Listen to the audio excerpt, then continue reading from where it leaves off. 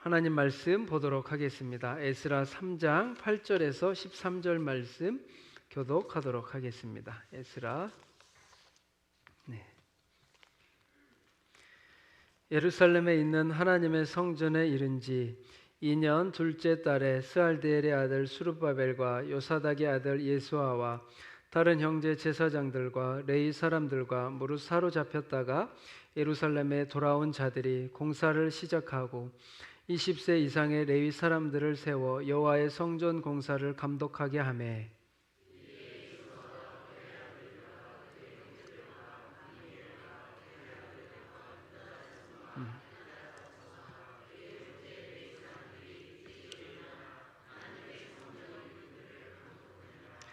건축자가 여호와의 성전에 기초를 놓을 때 제사장들은 예복을 입고 나팔을 들고 아삽 자손 레위 사람들은 재금을 들고 서서 이스라엘의 왕 다윗의 규례대로 여호와를 찬송하되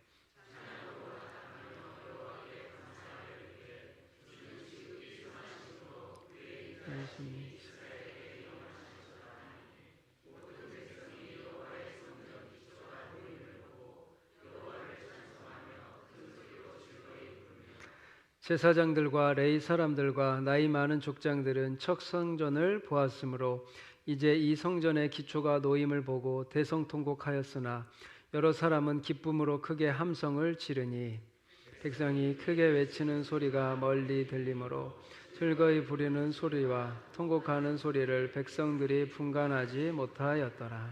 아멘. 이스라엘 백성들이 하나님 앞에 징계를 받아 바벨론에서 70년 포로 생활을 하게 되었습니다. 그 이스라엘이 함락되던 시절 예루살렘 성전들이 무너졌고 성벽이 무너지고 불타는 아픔을 경험하였습니다. 그런데 오늘 이 에스라 3장 말씀은 70년이 지난 후에 하나님께서 이 바사왕 고레스에게 예루살렘 성전을 재건하라는 마음을 주셔서 성전이 다시 지어지는 이야기를 하게 됩니다. 그런 이 기쁨의 순간의 장면에 13절에 보면 기초가 놓을 때 기쁨의 환호성과 슬픔의 통곡이 한꺼번에 터져 나왔습니다.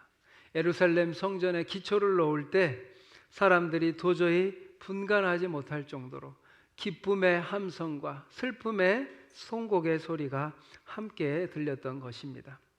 이것은 왜 그럴까요? 어떤 이는 울었고 어떤 이는 웃었습니다. 이 두 무리에 이 두 공동체의 차이가 있었기 때문입니다.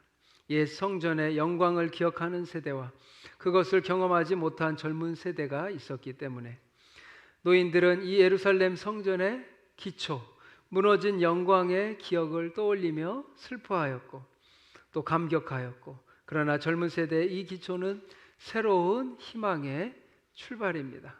오늘날 한국교회가 이런 현실을 맞이하고 있습니다. 우리 백선교회도 이런 갈림길의 변곡점에 서 있습니다. 오늘날 한국교회가 위기다라고 말합니다. 또 백선교회도 위기다, 또 기회이다 이 소리가 함께 공존합니다. 제가 비전 발표회를 설명회를 준비하면서 다양한 교회들을 조사하고 또 유튜브를 보고 인터넷을 보고 홈페이지를 보면서 한국교회 이 사역의 패러다임이 점점 바뀌고 있다는 것을 느낍니다. 사역의 패러다임이 완전히 바뀌었습니다. 이제 한국교회의 침체와 교회의 축소를 돌파할 새로운 사역의 패러다임이 오고 있다는 것을 느낍니다. 그 새로운 돌파구, 부흥을 위해 우리가 나아가기 위해서 먼저 현재 우리의 모습에 정면으로 우리가 직시를 해야 됩니다. 한국교회가 위기다라는 이야기는 20년 전부터 이야기가 있었습니다. 한국교회 위기다. 그런데 그 위기의 모습이 지금 우리가 겪고 있습니다. 그래서 기독교의 신뢰도가 19%가 된다고 합니다. 그래서 전도를 하면 예전에는 전도를 하면 사람들이 기독교에 대해서 우호적이었어요. 그래서 전도지를 주고 복음을 이야기하면 듣기라도 했습니다. 지금은 복음을 전하고 전도지를 주면 버리고 때로는 욕하기도 하고 침을 뱉기도 하고 사람들이 의심부터 합니다. 왜 그럴까요? 기독교에 대한 신뢰도가 떨어졌기 때문입니다. 그래서 전도와 선교가 너무나도 어려운 시기가 되었습니다. 개신교 우리 성도 수는 2004년도에는 전체 인구의 23%였습니다. 그런데 20년이 지난 2023년에는 17%로 떨어졌습니다. 그리고 코로나 이후 한국교회 성도님들 가운데 20%가 교회를 나가지 않고 있다고 합니다.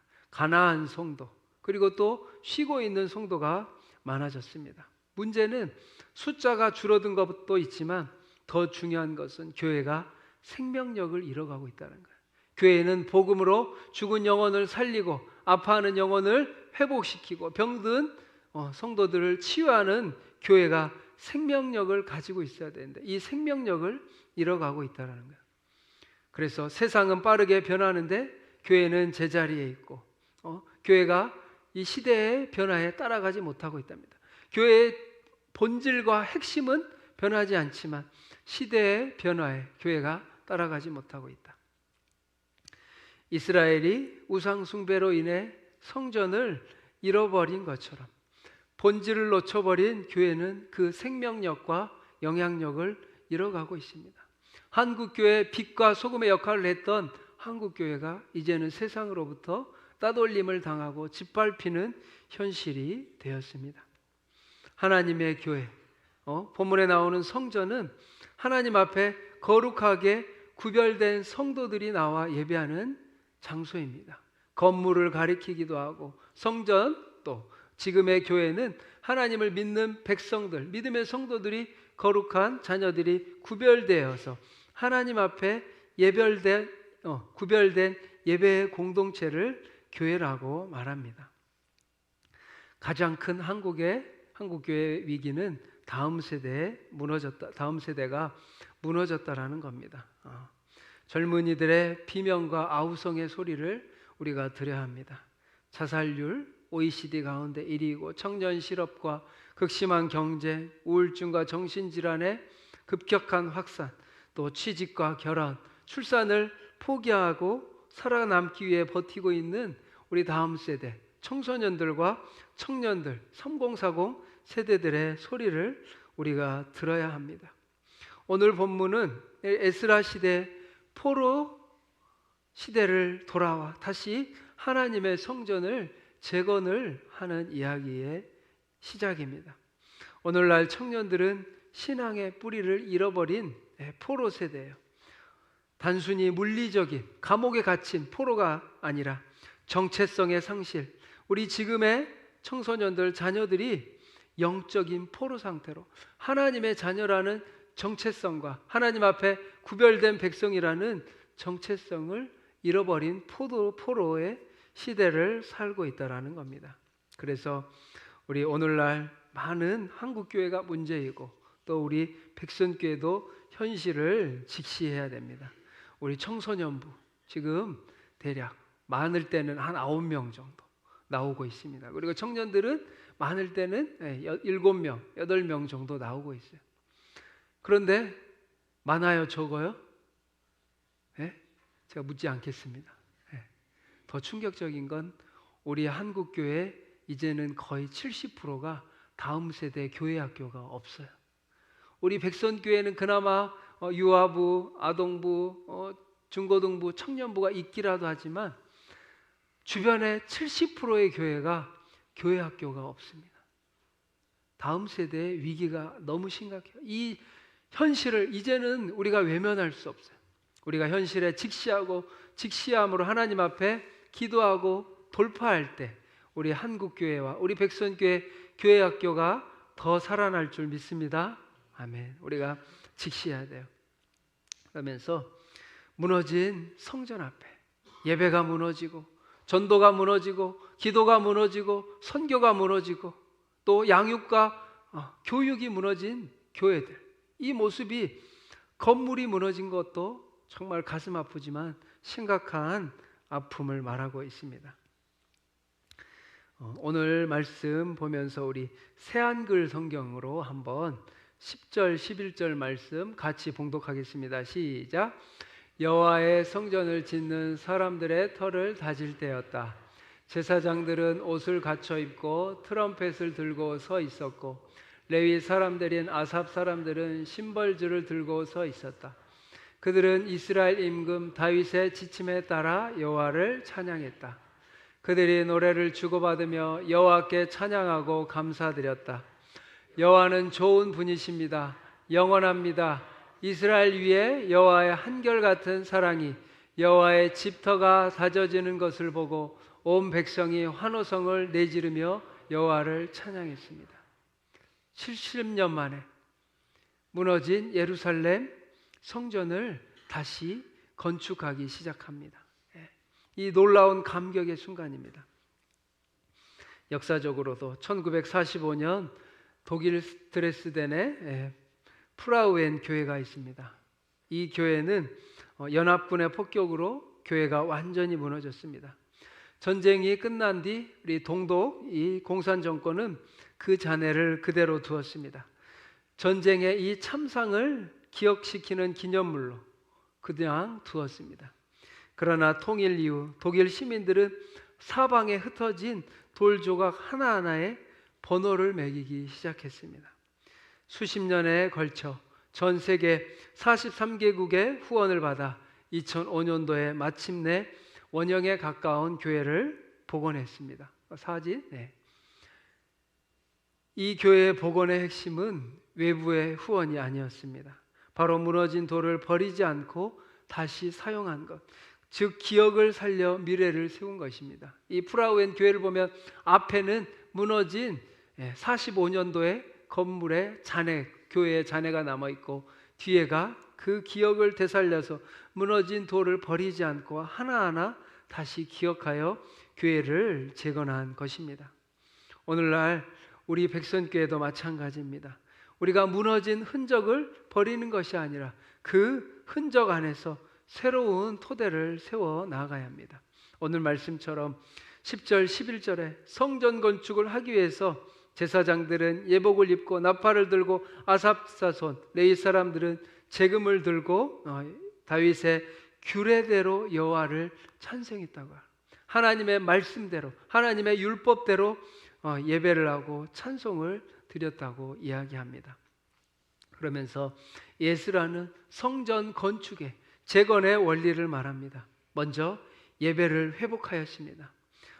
가장 먼저 그 기초가 놓이는 날 그 사람들은 하나님께 예배를 드렸습니다.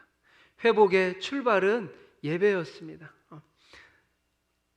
레위 사람들은 나팔을 불고 재금을 치며 여호와를 찬양하며 주는 선하시며 그 인자하심이 영원하다고 말했고 상황이 변해도 이 이스라엘 백성들의 마음속에는 70년이 지난 지금도 하나님의 긍휼과 자비, 사랑의 말씀, 헤세드의 말씀을 기억하고 있었습니다.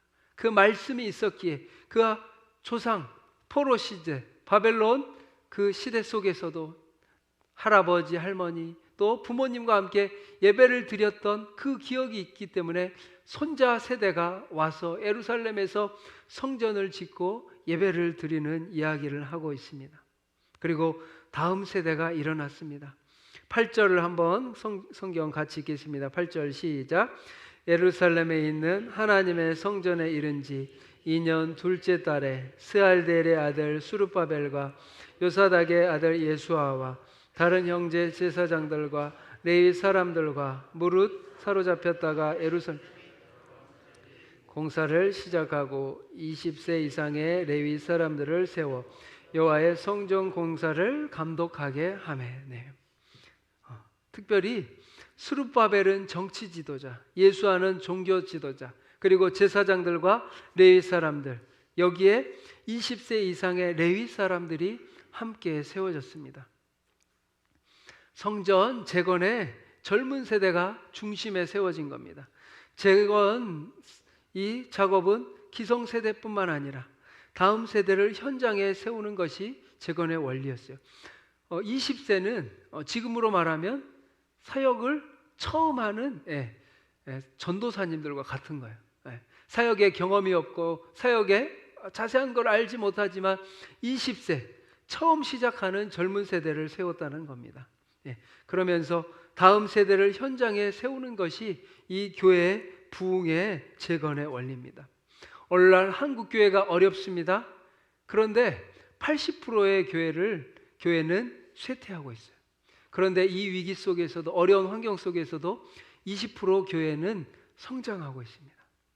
제가 그래서 항상 교회할 때 교회 학교와 다음 세대 3040 청년들 이야기를 하는데, 결정적인 차이가, 부흥하는 교회와 쇠퇴하는 교회의 차이가 뭐냐?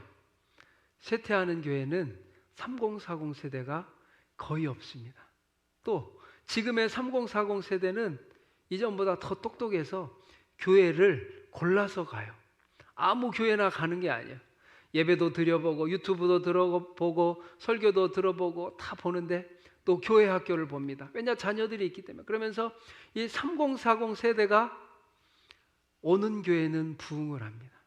근데 3040 교회가 없으면 그 교회는 부흥을 할 수가 없다라는 거예요. 왜냐? 신앙의 전수가 이루어지지 않기 때문에. 그래서 부흥하는 교회는 3040 세대가 몰려오는 교회들이 부흥을 하는 거예요. 우리 백선교회가 부흥하기 위해서는 3040 세대들이 올 수 있는 교회가 되어야 됩니다. 예전에는 찾아가는 전도를 했습니다. 근데 찾아가는 전도가 너무 어려워요. 기독교 신뢰도도 떨어졌고 사람들도 듣지를 않습니다. 그래서 우리 백선교회 찾아오는 교회를 만들어야 돼요. 이제는 우리가 찾아가는 것도 하지만 찾아오는 교회, 비중이 찾아올 수 있도록 우리 백선교회를 새롭게 만들어 가야 돼요. 그래서 다음 세대가 교회를 올 수 있도록 찾아오는 교회를 만들어야 합니다. 그 가운데 다음 세대, 오늘 말씀처럼 20세 이상의 레위 사람들을 세운 것처럼 다음 세대들을 세워나가야 된답니다. 그러면서 12장 13절은 장면은 감동적인 말씀입니다. 통곡하는 노인들과 기뻐하는 청년들이 함께 있는 거예요. 청년과 노인이, 할아버지와 손자가 함께 예배를 드리고 있습니다. 그런데 이 성전을 볼 때 교회 공동체의 슬픔과 기쁨이 공존하는 것을 볼 수 있고, 아픔을 나누면서도 소망을 나누고 있다는 것을 볼 수 있습니다. 진정한 주님과의 만남, 그리고 전 세대, 온 세대가 함께 예배를 드리는 것을 볼 수 있습니다.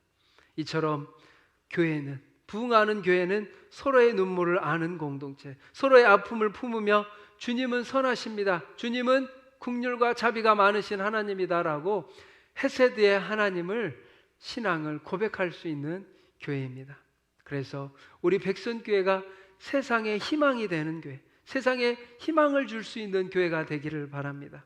백선교회가 살아날 때 저 세상에 희망이 되고 이목지구에 희망이 되는 교회가 될 수 있습니다. 그래서 오늘날 3040이 너무나도 중요합니다. 제가 비전 설명회를 통하여 3040 세대에 대한, 젊은 세대에 대한 이야기가 많을 거예요. 그렇다고 제가 꼭 3040만 더 좋아하느냐? 그렇지는 않습니다. 우리 교회에 너무나도 시급하기 때문이에요. 예배와 수요 기도회, 금요 기도회, 새벽 기도회 다 어르신 세대는 다 교회에 나옵니다. 그런데 젊은 세대 많이 나오지 않아요. 우리 백선교회도 신앙 전수를 하지 않으면 많은 어려움을 겪게 될 수 있어요. 그런데 하나님께서 우리 백선교회 이목지구 입구라는 너무나도 좋은 부흥의 기회를 주셨어요. 4200세대가 들어옵니다. 그 가운데 새로운 유입되는 인구가 10,000명 정도예요. 10,000명 가운데 몇 명이 우리 교회에 올 수 있을까요? 아파트가 입주하면 백선교회 올 거야. 이거는 너무 좋은 생각이고 긍정적인 생각이지만, 아파트가 입주하더라도 준비된 교회, 3040 젊은 세대를 맞이할 교회가 부흥할 수 있을 거예요.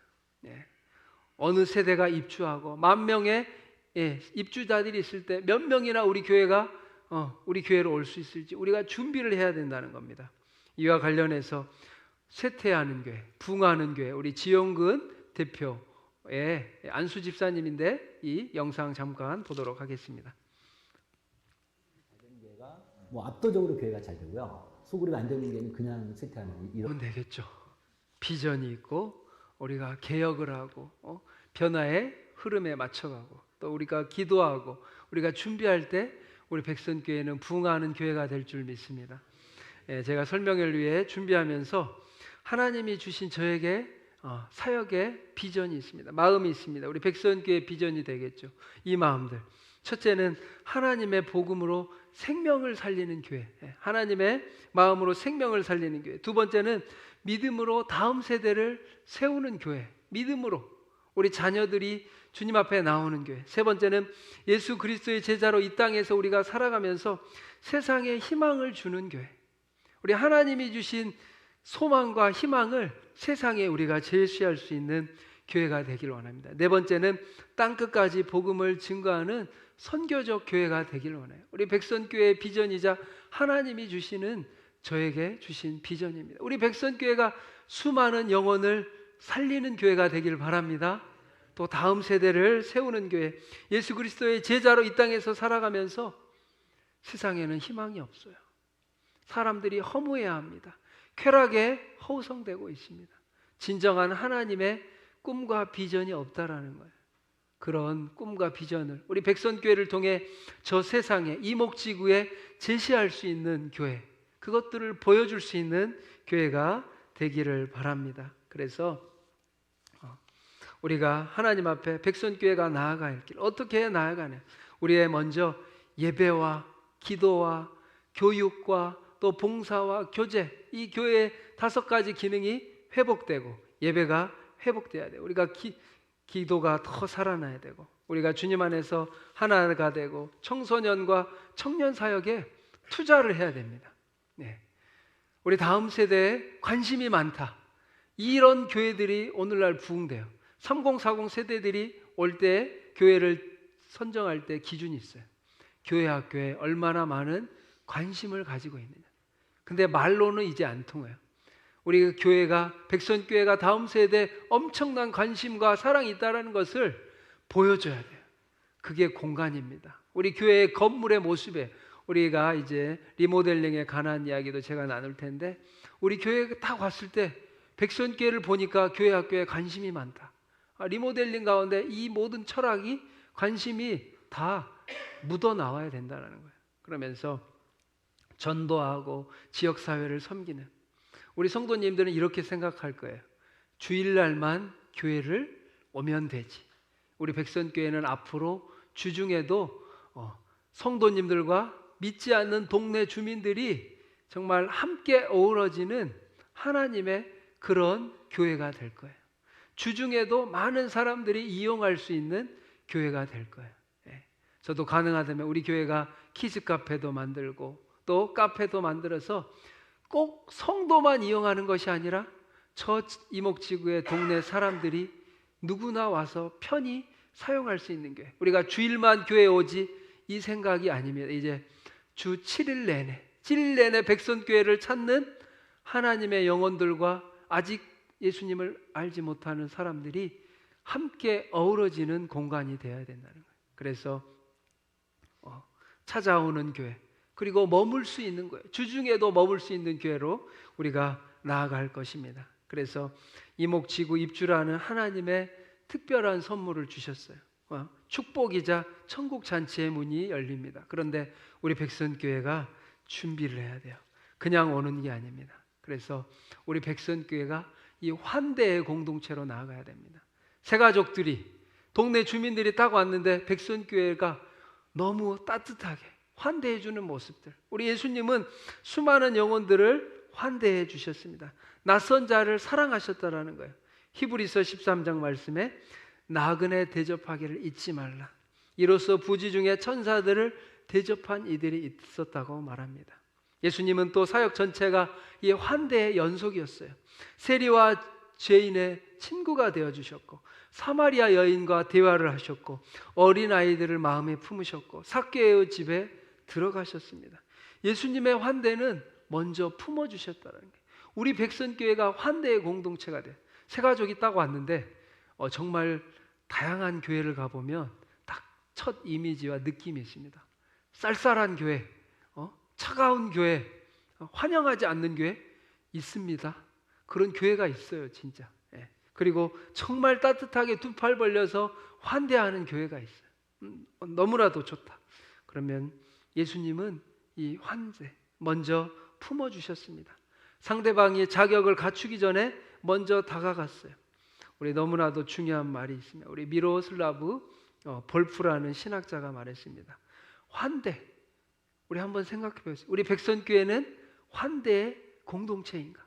새가족들과 동네 주민들이 왔을 때 믿음이 있든 없든 백선교회는 나를 환대해 주는 교회야. 이 환대라는 거는 이런 겁니다. 우리 환대는 다른 사람을 나의 공간으로 초대하는 게 아니에요. 이것도 좋은 거죠. 이웃을, 다른 사람을 내 공간에 초대하는 것도 너무 좋습니다. 그런데 환대는 다른 사람을, 내 이웃을 위해, 이목독 주민들을 위해서 내 공간을 비워주는 게 환대예요. 여러분, 이 차이를 아시겠습니까? 초대하는 것이 환대가 아니라 이보다 더 나아가서 그 새로운 영혼들을 위해서 내 공간을, 우리 백선교회 공간을 기꺼이 내어주는 것, 비워주는 것, 이것이 환대라는 거예요. 예수님이 보여주신 팔벌림의 환대의 모습이라고 이 볼프는 말했습니다. 우리 백선교회가 이렇게 가야 됩니다. 그래야 우리 백선교회가 부흥할 수 있고 백선교회가 하나님의 사역들을 감당할 수 있는 거예요. 생각해 보십시오. 새가족들이 왔을 때 우리 백선교회는 정말 따뜻한 공동체, 우리 나를 있는 그대로 받아주는 공동체인가? 우리끼리 좋은 것이 아니라 이제는 믿는 사람과 믿지 않는 사람의 경계가 허물어지고 하나님의 영혼이, 세상의 영혼이 백선교회에 왔을 때 누구나 환대받고 너무나도 좋은 공동체, 너무나도 사랑하는 공동체, 회복하고 치유하고 주님을 만나고 하나님의 사랑을 경험하고 예배하는 공동체, 그런 환대의 공동체가 되기를 축복합니다. 아멘. 이제 우리 백선교회가 이런 길로 나아가야 돼. 누구나 와서 기꺼이 맞이할 수 있는 교회. 한 가나안 교인, 교회를 떠났던 한 청년의 이야기입니다.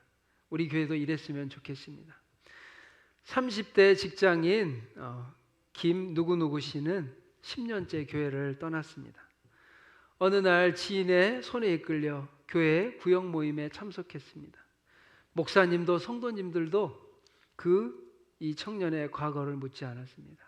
그냥 밥을 같이 먹었고 같이 웃었고 같이 기도했습니다. 그는 그날 이후 매우 그 구역 모임에 나오기 시작했습니다. 왜냐고 물었더니 자신을 판단받지 않는다는 느낌이 처음이라고 했습니다. 판단받지 않는다는. 교회 갔는데 나를 판단하고 과거가 어떻습니까? 당신은 어떻게 살았습니까? 라고 판단받지 않았다라는 거예요. 환대의 공동체는 타자를 위해, 타인을 위해, 이웃을 위해, 성도를 위해, 동로 주민을 위해 우리 백선교회의 공간을 기꺼이 기쁨으로 비워주는 교회가 환대의 교회라고 예수님은 말하고 있습니다. 이처럼 에스라가 무너졌던 그 성전을, 교회를, 예배터를 다시 회복하는 가운데 말한 것처럼 우리도 하나님의 사랑과 은혜가 충만하여 이런 환대의 공동체가 되어 어떤 영혼이라도 우리 백선교회에 와서 하나님을 만나고 하나님을 예배하는, 하나님의 사랑을 경험하는 그런 교회 되기를 축복합니다. 우리 말씀을 기억하며 찬양하며 나아가겠습니다.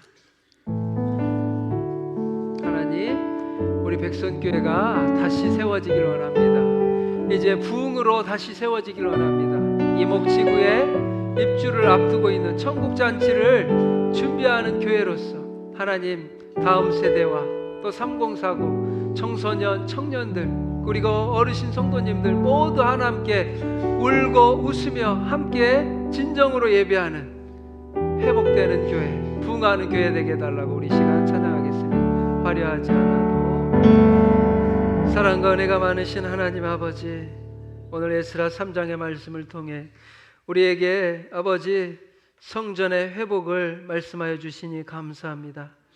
무너진 성전을 다시 세우시기 원하시는 하나님, 오늘 한국교회와 우리 백선교회를 새롭게 세워 주시옵소서. 어두운 현실 앞에서 좌절하지 않고 다시 기초를 놓은 이스라엘의 백성처럼 우리 백성교회도 예배의 자리에서 부흥의 기초를 놓는 믿음의 공동체가 되게 하여 주시옵소서. 특히 다음 세대를 하나님의 사역 현장 위에 세워주시고 청소년들과 청년들이 이 땅에서 하나님의 백성으로 당당히 믿음으로 살아가게 하여 주시옵소서. 하나님, 우리 백성교회가 백배로 부흥하며 선교할 수 있도록 은혜를 베풀어 주시고 하나님이 기쁘시게 성도들을 행복하게 세상을 아름답게 하는 이 비전을 붙들고 나아가는 백성교회가 되게 하여 주시옵소서. 하나님, 3040과 청년들이 살아나게 하시고 우리 백성 공동체가 환대의 공동체가 되어 세리와 죄인들을 품으신 예수님처럼 성도와 동네 주민이 믿지 않는 이들이 함께 하나가 되는 백성교회, 환대의 백성교회가 되게 하여 주시옵소서. 하나님께서 우리 백성교회의 비전을 허락하여 주시고 모든 성도들이 함께 공유하며 소통하며 한 마음으로 한 비전을 품고 하나님이 주신 비전을 바라보며 나아가길 원합니다. 하나님, 역사하여 주시옵소서. 하나님, 인도하여 주시옵소서. 우리가 하나님께서 행하셨다고 고백하며 간증하며 찬양하며 하나님께 영광 돌리를 그날이 오게 하여 주시옵소서. 감사드리며 예수님 이름으로 기도합니다. 아멘.